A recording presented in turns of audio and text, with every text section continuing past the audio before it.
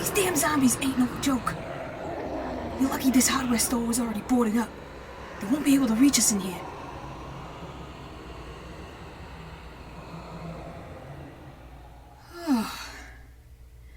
You're fucking insane, you know that?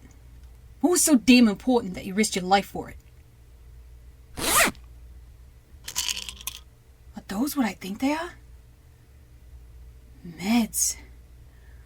Well, damn. Now I can see why you were willing to risk 'em all.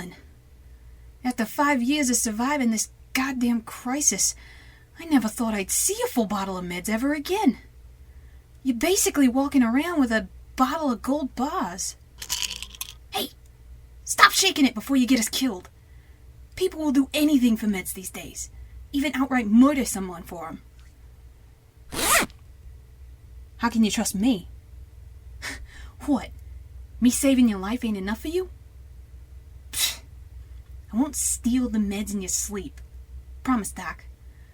You need them more than I do right now. What, with that cut on your leg? Here, let me bandage it before it gets infected. Hey, quit pulling away. You can trust me, Doc. I swear.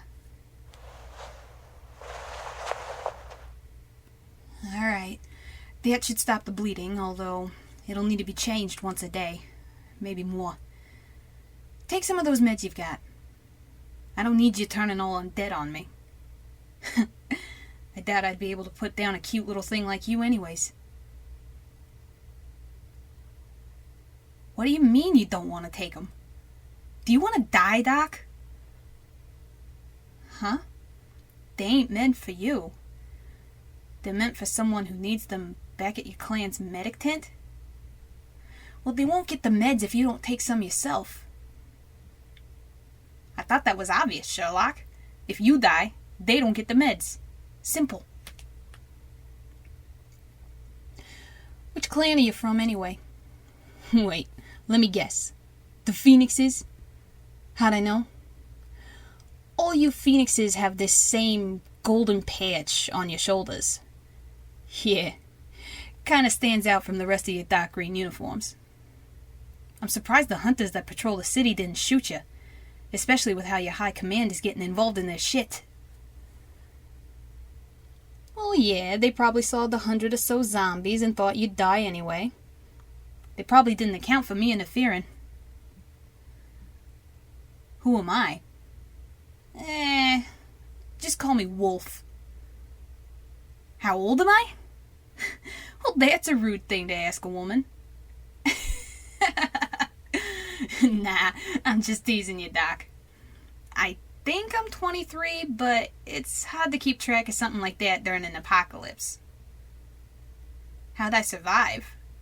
Well, like anyone else, I guess. Looting, stealing, killing the dead. No, I won't steal your damn meds. Stop being so paranoid. How about you, Doc? What's your name? Right. Nice to meet you, then. Hope you don't mind if I keep calling you Doc. Easier to remember. So, Doc, what did you do before the outbreak? For real? A combat medic? No shit. You know, if you had come up to me 5 years ago, before all this shit started, and told me you were a soldier, I would have laughed in your face. You honestly don't look the part for it. I don't know, you just look too soft to be a hardened combat medic. Stitching up wounds, sawing off legs. At first glance, you look like the type of person who faints at the mere sight of blood. What's with the red face? Getting embarrassed? Yeah, it is a little bit funny. Hey! Hey! I know I just pissed you off, Doc, but you shouldn't be standing. That fucking leg is gonna get worse if you try and come at me. Just settle in and be a happy camper. Looks like we'll be stuck here for the rest of the night until the horde moves on. The undead are about as fast as molasses in January, so you better make yourself comfortable. I'll take the first watch, though I highly doubt any of those brain lickers will find an opening big enough to squeeze through.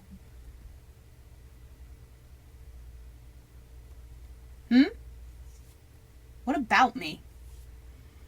What was my life like before the government fucked it up with this whole mess? It was peaceful. I was with my family. Before the first outbreak of the virus, anyway. It scared the shit out of me when the government started to bang everyone's doors down. My partner and I were staying with my folks at the time. We all got put into these trucks and shipped to the nearest containment facility because we had apparently been exposed to some nuclear radiation. Right now, I'm wishing it was nuclear radiation and not some horrific virus that revived the dead. It felt like some video game or bad sci-fi movie at the time. My parents, those government suits took them somewhere. Said they showed signs of the radiation. I never saw them again. After the government realized that they couldn't contain the virus, they decided to cut their losses and let us fend for ourselves out in the new world. Once a giant fucking horde started to crash their way down my street, my partner and I packed everything useful we could carry, and we ran for the hills. We were only on our own for a couple of days when we got ambushed by a pack of zombies. We got separated, and my partner, they led the fuckers away. They kept shouting at me to meet them in town, that they'd be right behind me. They promised me that they'd come back for me. So, so that's how I ended up in this town. I kept hoping that, that they'd keep their promise, that they'd find me again, but after a week of waiting, well, I'm just glad they're in a better place with my folks. At least they don't have to wake up to the same nightmare every day. I thought about joining one of the clans that shoot up the old government. The ones that live near the capital, they try to make their lives as miserable as ours. Back then, I was so angry. I mean, here we were, forced to live through yet another aftermath of a bad decision, while the president and all those other tight suits hold themselves up in the White House. Safe as can be, surrounded by electric fences and trigger-happy idiots in uniforms. I wanted them to pay. I wanted them to suffer the way I had. Then I thought about what my partner would do in this situation, and I decided that living on my own and looking after myself was a lot safer than running around with a pack of lunatics led by someone getting their first taste of power. Yeah, it's not fun to think about all this shit. Especially when my focus should be on the things that are trying to kill me.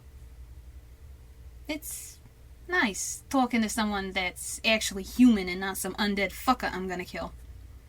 I miss the human aspect of life sometimes. So, tell me about clan life. How's the living standards in the Phoenix camp? Well, I don't expect a 5-star hotel, but I hope they give you something better to sleep on than the floor. Huh. Yeah, I didn't expect much more than that. The clans are run by ex-military, after all. Makes sense that they're a bit on the uptight side. Huh? Nah, this ain't my camp. My camp is on the first floor of the old Whittle Hotel. It wasn't much when I first broke into it, but it's better than sleeping on the floor. After a while, it started to feel like home. You should come visit sometime when you're scavenging. Just don't bring another horde of zombies to my door. It's not my fault you're about as stealthy as a freight train. That little 9mm you've got strapped to your thigh may be useful against 1 or 2 zombies, but when you're up against a horde, your best bet is to lay low and pray they don't see you. Little tip for the future. Your leg must be killing you right now. You got any painkillers in that med pack of yours? I know you're holding out for your people, but I meant what I said earlier. You won't do anyone any good if you get yourself sick from infection. No?